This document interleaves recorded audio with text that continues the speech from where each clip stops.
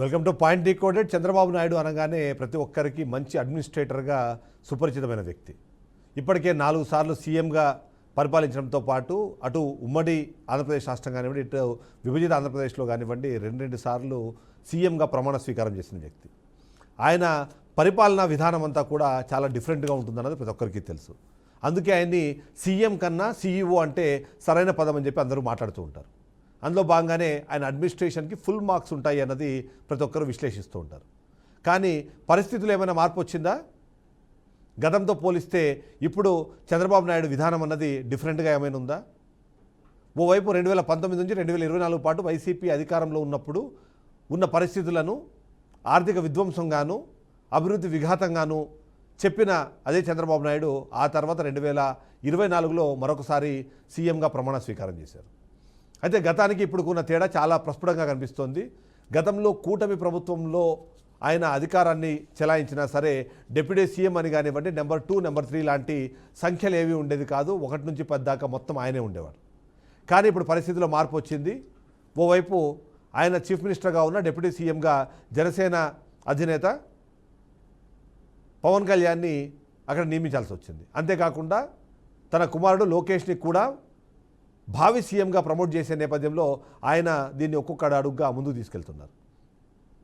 ఈ నేపథ్యంలోనే ఆయనను ప్రతి ఒక్కరు అడ్మినిస్ట్రేషనర్గా భావిస్తుంటాం. ఆయన అడ్మినిస్ట్రేషన్ని చాలా గొప్పగా భావిస్తుంటారు. కానీ ఇప్పుడు అడ్మినిస్ట్రేషన్ ఏమైనా స్ట్రక్చర్ మీదకి వెళ్ళిపోయిందా, నిద్రావస్థలోకి వెళ్ళిపోయిందా, లేదా దానికి రిపేరీ అవసరమైన పరిస్థితిలోకి ఏమైనా వెళ్ళిపోయిందా? ఈ ప్రశ్నలు అడుగుతోంది. ఇలాంటి అనుమానాలు వ్యక్తం చేస్తుంది ఎవరో కాదు, ఏకంగా సీఎంఏ ఇలాంటి మాటలు మాట్లాడుతున్నారు. దానికి సంబంధించిన ఒక బయట నేను మీకు చూపిస్తాను. ఆ తర్వాత చంద్రబాబు నాయుడు ఇలాంటి ఆలోచన విధానానికి వెతుకు వెళ్ళారు, దానికి కారణాలు ఏంటి మనం విశ్లేషించే ప్రయత్నం చేద్దాం. ఒకసారి బయట ప్లే చేద్దాం. మీరు బాగా చేశారని మీరు అనుకుంటున్నారు, ఎండ్ అవుట్కమ్ రావడం లేదు. మీరు బాగా చేశామని అనుకుంటున్నాం నేను కూడా, కానీ ప్రజలు మెచ్చడం లేదు. ఏ స్టేక్ హోల్డర్స్ కోసం పనిచేసామో వాళ్ళు మెచ్చకపోతే దెర్ ఇస్ సంథింగ్. ఒక డిపార్ట్మెంట్ అవుట్ స్టాండింగ్ పర్ఫార్మెన్స్ ఉంది, ఒక డిపార్ట్మెంట్ ఇంకా పికప్ కాలం. ఇలాంటి కూడా సమస్యలు ఉన్నాయి. అందుకే నేను వారానికి ఒక 3-4 గంటలు డేటా మీకు కూర్చుంటాను. సో ఆయన చెప్పిన మాటలు మీకు అర్థమైనాయి కదా. మనం బాగా చేసామని మనం అనుకుంటున్నాం, కానీ ప్రజలు దాని మీద సంతోషంగా లేరు. ఎవరైతే స్టేక్ హోల్డర్స్ ఉన్నారో, అంటే ఎవరైతే సామాన్య ప్రజలు ఉన్నారో ఆ ప్రజలు వీళ్ళ పాలనతో సంతోషంగా లేదన్న విషయాన్ని చెప్పే ప్రయత్నం చేశారు. దీంట్లో ఒక చిన్న ట్విస్ట్ ఏంటంటే ఆయన చెప్పిన ఆ అసంతృప్తి, ఆయన చెప్పిన ఆ డిస్సాటిస్ఫాక్షన్ ఏదైతే ఉందో అది అధికారుల వ్యవహార శైలి వల్ల వచ్చింది అనే దాన్ని ఇండైరెక్ట్గా చెప్పే ప్రయత్నం చేశారు. కానీ విపక్షం మాత్రం దానికి తమదైన భావాన్ని, తమదైన అర్థాన్ని ఇచ్చే ప్రయత్నం చేస్తున్నారు. అందులో ముఖ్యంగా సూపర్ 6, సూపర్ 7 అంటూ పథకాలను ప్రచారం చేసి అధికారంలోకి వచ్చిన కూటమి ప్రభుత్వం ఇప్పుడు వాటిలో ఫెయిల్ అయిన నేపథ్యంలోనే ప్రజలు సంతోషంగా లేరు అన్న అంశాన్ని చెప్పే ప్రయత్నం చేస్తున్నారు. దీనికి అనుగుణంగానే చంద్రబాబు నాయుడు ఇంటర్నల్గా చేయించిన సర్వేలు కానివ్వండి, లేకపోతే బయట చేసిన సర్వేల రిపోర్ట్లు కానివ్వండి, పూర్తి స్థాయిలో కూటమి ప్రభుత్వానికి వ్యతిరేకంగా వస్తున్నాయి. ఇప్పటికిప్పుడు ఎన్నికలు జరిగితే వైఎస్ఆర్సీపీ 90కి పైగా స్థానాల్లో గెలుస్తుంది, మరొక 25 స్థానాలు అక్కడ టఫ్ కాంపిటీషన్ ఉంది అన్న సర్వేలు మనకు బయటకు వస్తున్నాయి.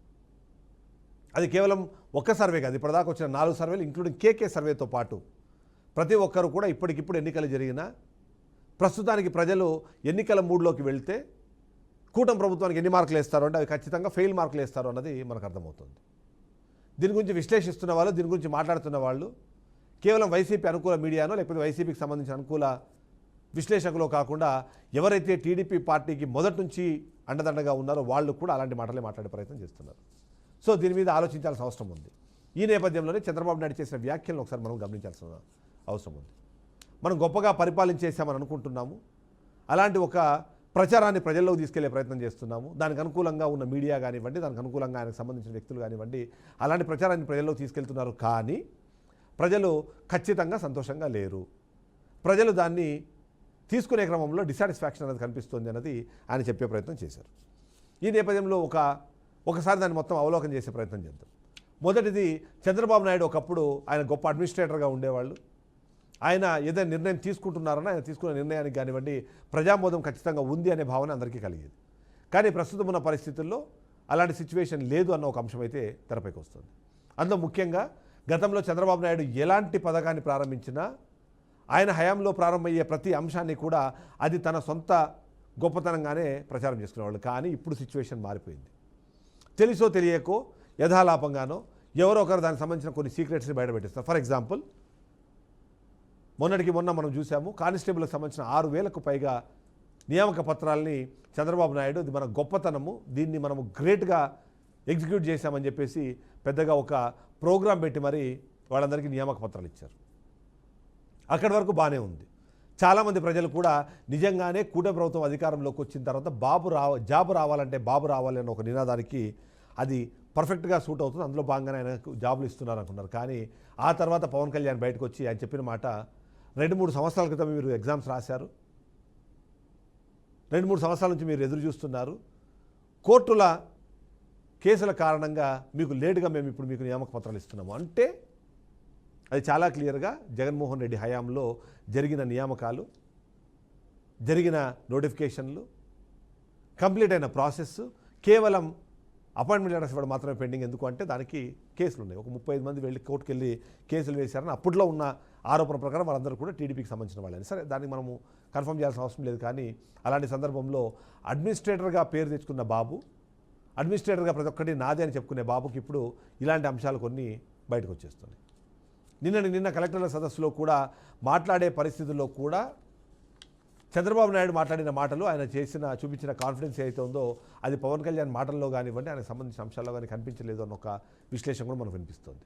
దీనికి కారణాలు భావి సీఎంగా లోకేష్ని ప్రమోట్ చేసే క్రమంలో కొద్దిగా లో ప్రొఫైల్ మెయింటైన్ చేసే ప్రయత్నాన్ని చంద్రబాబు నాయుడు వైపు చేస్తుంటే అడ్డుగా వస్తారనే అనుమానం ఉన్న పవన్ కళ్యాణ్ని పక్కకు తప్పించే ప్రయత్నం కూడా జరుగుతుందన్న ఆరోపణలు కూడా మనకు వినిపిస్తుంది. ఈ నేపథ్యంలో ఆ అడ్మినిస్ట్రేషన్ కాస్త అడ్మినిస్ట్రక్చర్గా మారిపోయింది, అది స్ట్రక్చర్ మీదకి వెళ్ళిపోయింది అన్నది చాలామంది చెప్పే ప్రయత్నం చేస్తున్నారు. ఇక సూపర్ 6 పేరుతో సూపర్ 7 పేరుతో చెప్పిన పథకాలు ఇస్తామన్న అంశాలు ఏవైతే ఉన్నాయో వాటికి సంబంధించి కూడా ఎప్పటికప్పుడు విపక్షము గట్టిగానే విమర్శించే ప్రయత్నం చేస్తుంది.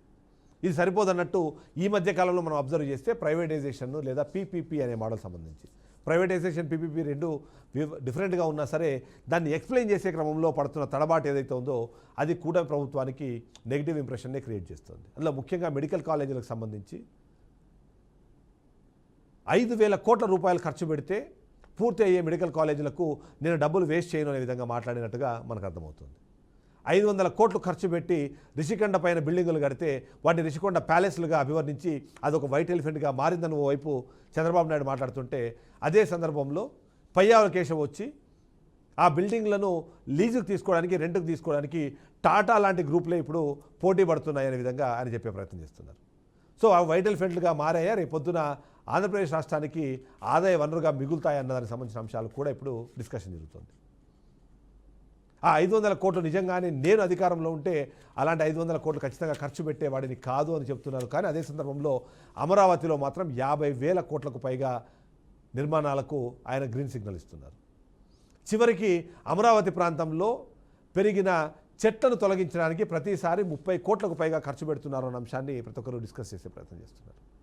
ఇప్పటికిప్పుడు అమరావతి పూర్తయ్యేది లేదు, ఇప్పటికిప్పుడు అమరావతి పూర్తి స్థాయిలో అందుబాటులోకి వచ్చేది లేదు. కానీ వాటిని కేవలం అక్కడ బీడు భూములుగా చూపించకుండా ఉండడానికి, అక్కడ పిచ్చి మొక్కలు కనిపించకుండా ఉండడానికి, వాటిని క్లియర్ చేయడానికి 10ల సంఖ్యలో కోట్ల రూపాయలు ఖర్చు పెడుతున్న సమస్యను కూడా అక్కడ తెరపైకి తీసుకొస్తున్నారు.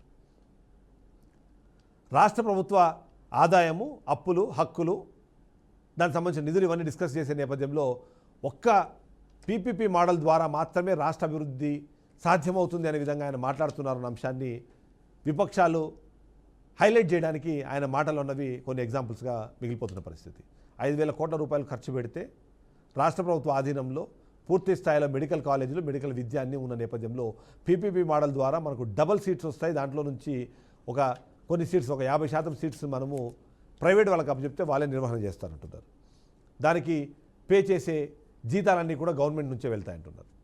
ఈ కాన్సెప్ట్ కానివ్వండి, ఈ కాంటెక్స్ట్ కానీ ఎవరికి అర్థం కావట్లేదు.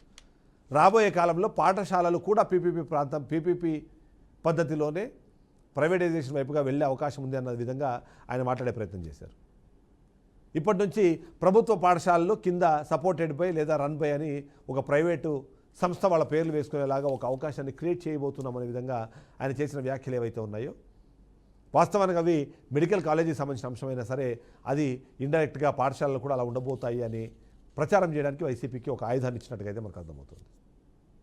అడ్మినిస్ట్రేషన్ పాయింట్ ఆఫ్ వ్యూలో చూసినప్పుడు చంద్రబాబు నాయుడు ఆలోచన విధానం ఎక్కడ ఉంటుంది, కానీ ఇప్పుడు ఇంకా ఇప్పటికీ కూడా 5 ఏళ్ల పాటు జరిగిందన్న ఆర్థిక విధ్వంసము, 5 ఏళ్ల పాటు జగన్మోహన్ రెడ్డి ఆర్థిక స్థితిని బలహీనపరిచారు, దాన్ని అట్టడుగు స్థాయికి తీసుకెళ్లారు అంటూ సంవత్సరంన్నర కాలం దాటిన తర్వాత కూడా ఇంకా అదే డిస్కషన్ చేయడాన్ని టీడీపీ అనుకూల మీడియా కూడా ఇవాళ యాక్సెప్ట్ చేయట్లేదు. గతంలో ఏవైతే అవినీతి ఆరోపణలు చేశారో, ఏ వ్యక్తుల మీద అయితే మీరు అవినీతికి సంబంధించిన డిస్కషన్లు చేశారో వాళ్ళందరూ ఇప్పటికి కూడా సిస్టంలో కంటిన్యూ అవుతున్న అంశాన్ని మనం చూస్తున్నాం. జగన్మోహన్ రెడ్డి పోలీసు ఉన్నతాధికారులను బెదిరిస్తూ మాట్లాడుతున్నారు అంటూ చేసిన వ్యాఖ్యలు, తద్వారా పోలీసు వ్యవస్థని భయపెట్టే ప్రయత్నం చేస్తున్నారంటూ నిన్న పవన్ కళ్యాణ్ చేసిన వ్యాఖ్యలు మాట్లాడగానే వెంటనే చంద్రబాబు నాయుడు గతంలో అధికారం లేనప్పుడు ఆయన ప్రతిపక్షంలో ఉండి ఆయన చేసిన వ్యాఖ్యలు ఇప్పుడు మరొకసారి వైరల్ చేసే ప్రయత్నము వైసీపీ పార్టీ చేస్తుంది. ఇలా చూస్తే ఆ అడ్మినిస్ట్రేటర్ ఎక్కడికి పోయారు, ఆ అడ్మినిస్ట్రేషన్ కేపబిలిటీస్ ఎక్కడికి వెళ్ళాయి? చంద్రబాబు నాయుడు అనగానే ఆయన మార్కు పాలన అన్నది ప్రతి ఒక్కరికి కనిపిస్తుంది, కానీ ఆ మార్కు పాలన కనిపించట్లేదని ప్రతి ఒక్కరు బాధపడుతున్నారు. అందులో ముఖ్యంగా కనిపిస్తుంది క్షేత్రస్థాయిలో ఎమ్మెల్యేల అవినీతి, క్షేత్రస్థాయిలో ఎమ్మెల్యేలు ప్రజాప్రతినిధులకు సంబంధించిన ఆలోచన విధానము, తద్వారా ప్రజలకు దూరం అవుతున్న పార్టీ ప్రభుత్వం, ఇవన్నీ జరుగుతున్నా సరే చంద్రబాబు నాయుడు ఎందుకు వాటిని కట్టడి చేయలేకపోతున్నారు, కట్టడి చేయడానికి ఎందుకు ఆలోచించట్లేదు అన్న పాయింట్ ఇప్పుడు తెరపైకి వస్తుంది. అన్ని చిన్నబాబే చూసుకుంటున్నారంటూ చాలామంది మాట్లాడుతున్న నేపథ్యంలో దానికి అడ్డుకట్ట వేయాల్సిన బాధ్యత కూడా చంద్రబాబు నాయుడుకు ఉంది. అటువైపుగా ఆలోచించట్లేదు అన్నది కూడా మనకు ఎంతోమంది విశ్లేషించే ప్రయత్నం చేస్తున్నారు. సో ఏంటి చంద్రబాబు నాయుడు ఆలోచన విధానము, చంద్రబాబు నాయుడుకి సంబంధించిన ఈ మొత్తం పాయింట్ ఏదైతే ఉందో అది ఎక్కడికి వెళ్తుందన్న అంశము చాలామంది ఇప్పుడు క్వశ్చన్ చేసే ప్రయత్నం చేస్తున్నారు. ఈ పాయింట్ మనం ఖచ్చితంగా డీకోడ్ చేయాల్సిందే. చంద్రబాబు నాయుడు వాస్తవానికి కూటమి ప్రభుత్వంలో గతంతో పోలిస్తే ఇప్పుడు ఆయన ఆలోచన విధానంలో మార్పులు వచ్చాయి. ఎన్డీఏ ప్రభుత్వం ఖచ్చితంగా అందరినీ అడ్మినిస్ట్రేషన్ వైపు కానివ్వండి, మిగిలిన అన్ని నిర్ణయాల్లో కూడా వాళ్ళు భాగస్వాములుగా మారడంతో పాటు వాళ్ళ మీద ప్రెషర్స్ కూడా ఉన్నాయన్నది ఒకటి ఉంది. భావి సీఎంగా లోకేషన్ చేసే నేపథ్యంలో ఈయన మార్కు పాలన కనిపించకుండా దాన్ని ఆపే ప్రయత్నం జరుగుతుందన్న కూడా అంశము చాలామంది విశ్లేషిస్తున్నారు. సో చంద్రబాబు నాయుడు గురించి మనం మాట్లాడుకునే మాటలు కానివ్వండి, ఆయన చేసే పాలన కానివ్వండి, 1996 చంద్రబాబు మరొకసారి కనిపిస్తారంటూ చాలా సందర్భాలు ఆయన మాట్లాడారు. నిజంగానే అలాంటి పాలన మాకు కావాలని కూడా ప్రజలు కోరుకుంటున్నారు. బాబు ఆ వైపుగా ఆలోచించాలి.